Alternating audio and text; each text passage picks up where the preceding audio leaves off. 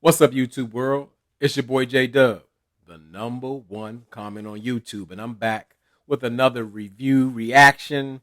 Um, we're doing Married at First Sight, and for those who are familiar with my Married at First Sight reviews, I do each couple by couple and break them down, see what y'all think, and like I get a little more time just to focus on one instead of just doing a scene by scene because most people have responded better to that.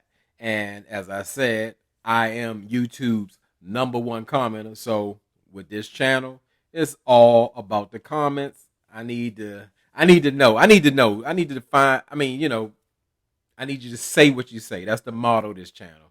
I need you to tell me if Miguel is up to something, or is he, or is he actually an authentic kind of guy, or is Lindy really as naive as she's coming off? So I need to know. So get down in the comments, tell me what you think. So of course, as I'm talking about him, we're gonna start this one off with Miguel and Lindy, and something I've noticed, you can pick up on people's energy and their gestures and all of that. I can truly see that Miguel enjoys having an upper hand on Lindy because she's that cast member who's never done anything. Oh, I never put butter on my toast. Oh, I never put milk in my cereal. I never been in a, a room with gray paint. All that kind of stuff. Everything is a first for her, so she says.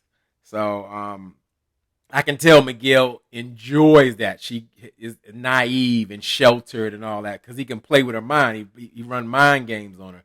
And again, I really believe that's how he got her to consummate the marriage, like by pressuring her, by mentally pressuring her to say, well, you know what, I should go ahead and consummate the marriage. Because, previously we know Lindy had placed boundaries and had a great reason where, she wanted to kind of focus on getting to know Miguel or whatever, but Miguel set it up front. He wanted to have meaningless sex, and I guess that's what he got.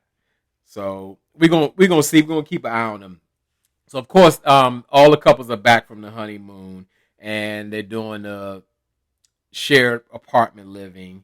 And we actually got to see Miguel's apartment. Correct me if I'm wrong. It's a 2 hour episode. I could have blanked out or something. Who knows? I don't recall seeing where Lindy lived. I don't know.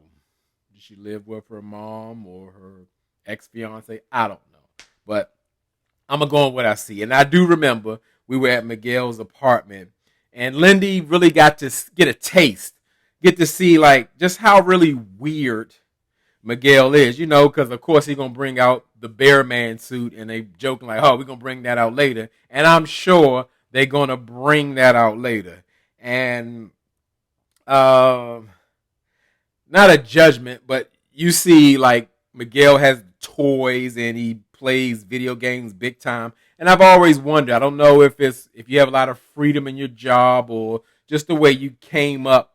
Like I never really understood how grown men.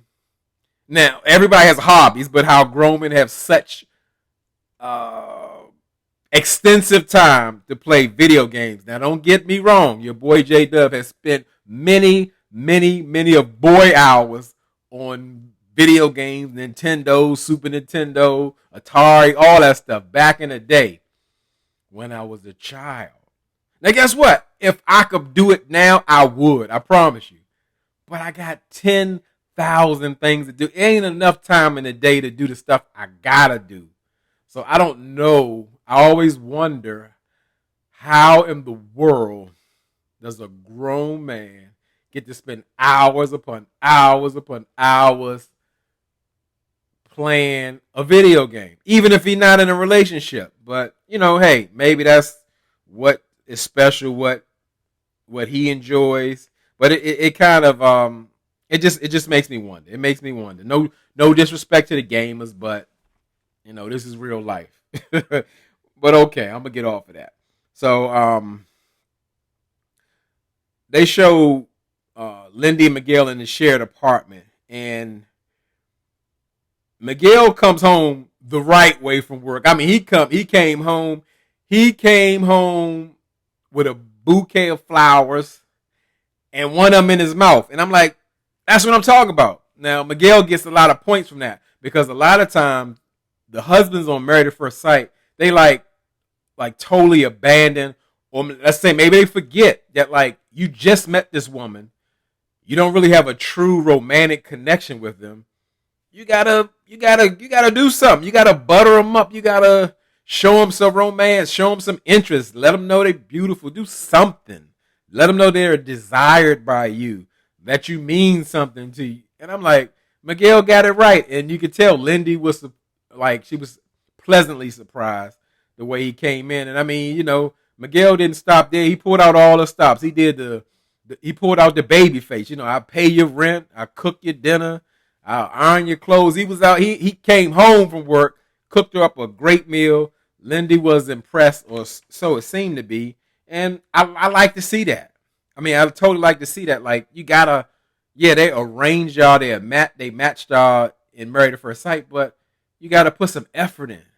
You gotta, do something. Like, bring the woman into you. Especially all of them be wanting sex. So the fact of the matter is, you got to show some interest. So I really like that. All the husbands on here could kind of take from that. And they get a visit from Pastor Cal. And it seemed to be going well at first because it seems like they're on the same page, like with communication and all that. Because I was a little concerned or worried that really wasn't going to happen. Because to me, Lindy she started kind of turning into a Stepford wife for me. That's what I saw, because it was like 1 minute, she's got concerns with Miguel, just taking it as a process. And just speaking of that as an 8-week process, that's exactly what it is, because it is an experiment. And Lindy like worries herself to death and almost like, I mean, because I think that was last episode, she like pleaded her case, damn near begged the man. Like, if you give me 5 months, you give me 5 years, it's just going to get better and better and better. I mean, she campaigning hard. And like, it don't seem like she understands that you actually have a choice at the end of the 8 weeks. I get it that, yes, marriage is supposed to be a lifelong commitment, but that's in a traditional sense in which they did not enter in this way.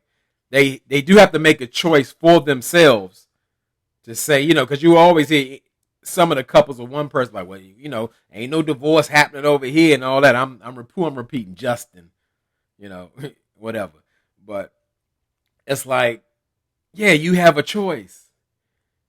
However the 8 weeks went and how it worked for you, do you see yourself moving forward with a marriage? It ain't no, oh, you in it to death do you part, that's it. No, you get a choice. That's why it's called a decision day. And Lindy was so stressed out, like, and she let Pastor Cal know, or Miguel did, that like they couldn't even talk about decision day. But Miguel was very thoughtful on his feet, or just he was thinking ahead and saying like, well, hey, let's not call it decision day. Let's call it vow renewal day or something like he said. Giving Lindy hope that they're almost guaranteed to continue after the 8 weeks. And I guess that's what she needs, but I don't feel like Miguel owes that to her. Like, we gotta see. I'm with Miguel. We gotta see. Of course, there's a way to put everything. You just don't. Just don't be brutally honest. You hurting by hurting Lindy by saying anything, but don't play with her mind either, because Miguel ain't got to say yes no matter what. You give me 5 weeks, 5 years, 50 years. I'm just gonna get better and better. I promise. Okay, but anyway. As I said, the meeting with Pastor Cal, it was kind of flowing, but it got kind of tricky when they got into the situation where, like, Lindy is requesting that Miguel doesn't let her know when he's pulling away or, like, when he's going through something. And Miguel rightfully said, like, hey, I don't know if I can do that. I just don't know if I can do that, because I thought that was fair to say. So, in so many words, Lindy wants Miguel to be silent if he's feeling a certain way towards or about the relationship. So he got to bottle that in. And Miguel explained that perfectly when he's saying, well, like, hey, that's like a trigger for me in my previous relationships.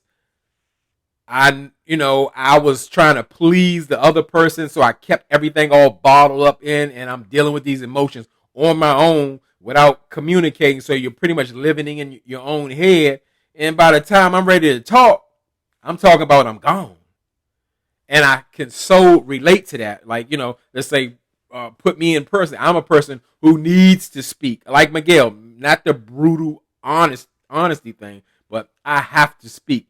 All my thoughts and feelings, because I'm emotional. I am emotional. So if I bottle all that up, I'm going to explode. It's going to come out negative if I don't get to say what I say, to vent, to explain myself, or work through my feelings with the person I'm with. So I totally get that. That is so ridiculous and selfish for Lindy to ask that. She only thinking to her, like, I don't want to know. I just don't want to know. Like, if I can't tell you, who else am I going to tell? She's cutting probably one of the most important forms or parts of a marriage, which is communication. Communication ain't just talking about stuff you agree with or you want to hear. It's everything. And the man got to keep all that to himself. Then what? And like I said, he painted the picture perfectly. I totally got with Miguel. It's kind of turning around for me, because I was kind of suspicious of Miguel. I'm thinking like he was kind of faking with Lindy. I'm thinking more so he was trying to hold some things back in order maybe not for her to feel a certain type of way or hurt her, because she appears to be sensitive and she's definitely a stress ball. So that's for them on this episode. That was pretty much it on my notes of what I got. Get down in the comments. Tell me what you think. Something you thought. Something I missed. And let's get to the next video. Let's knock these things out so we can get going. I got a ton of stuff to do. And it ain't no video games. All right. So as I tell y'all could be anywhere in this YouTube world, but you're here with me. I really appreciate it, and I really mean it.